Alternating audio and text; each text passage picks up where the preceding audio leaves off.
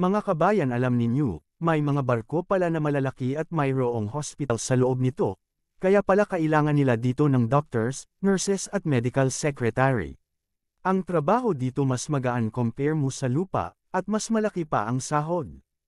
Ang kontrata sa doktor ay 3 months lang, at may 3 months na bakasyon din.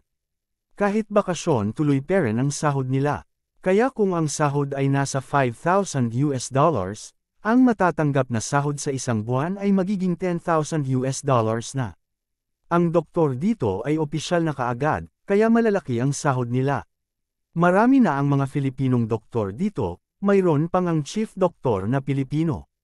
Ang kontrata naman ng nurse at medical secretary ay nasa 6 months lang. Malaki din sahod nila, libre pa lahat ng kailangan nila. Ang barkong ito ay tinatawag na cruise ship, passenger ship, or lockery ship. Ito ay malalaki at may maraming aktibidad para ikaw ay malibang habang nasa biyahe. Mayroon itong mga swimming pool, basketball court, mga rides, flow rider, ice skating at marami pang iba.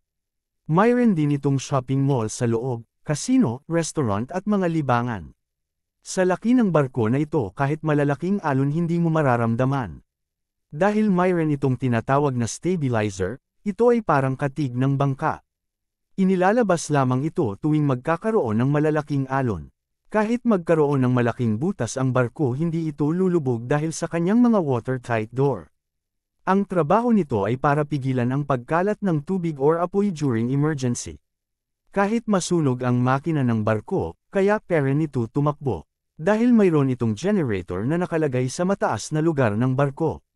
Tapos safety ng pasahero at ng mga crew ang inuuna dito, kaya napaka-safe ng barkong ito. Ang pinupuntahan nito ay ang mga tourist spot ng mga iba't ibang bansa. Kaya ang barko na ito ay may maraming pasahero na gustong mag-relax at mamasyal. Ang pinakamalaking cruise ship ay may maximum na passenger na 6,680 at may 2,200 na crew.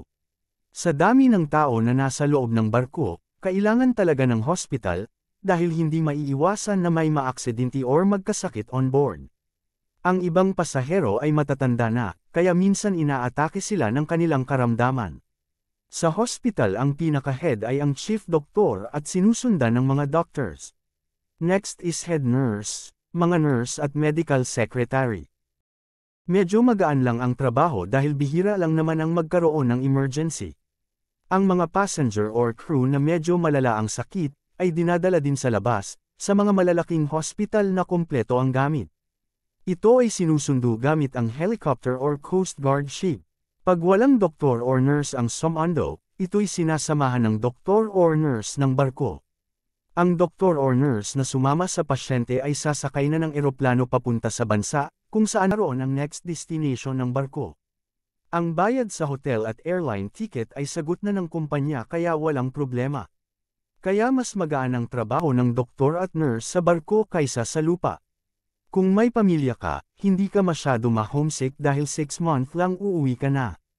Kung doktor ka, 3 months lang ang trabaho, parang nagbabakasyon ka lang. Ang kagandahan pa sa barko, libre lahat ng gamit at pagkain mo.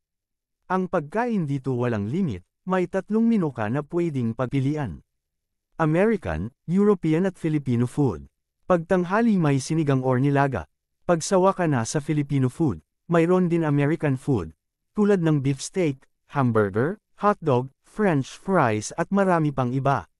Maraming pagkain kaya di ka magugutom sa barko. Tapos once a month mayroon din crew party. Kaya malilibang ka talaga, sa dami ng tao parang fiesta palagi. Kung gusto mong huwag gastusin sweldo mo pwede talaga. Ang nabanggit ko ay nakabase sa pinanggalingan kong kumpanya. Kahit sa ibang kumpanya halos pareho din ang trabaho, ang pinagkaiba lang ang sahod. Kaya kung gusto mo magtrabaho sa barko, at mag-ikot ng mundo ng libre, mag-apply ka na. Pwede ka ka-apply sa agency, or online. Yun lang mga kabayan, maraming salamat sa time ninyo.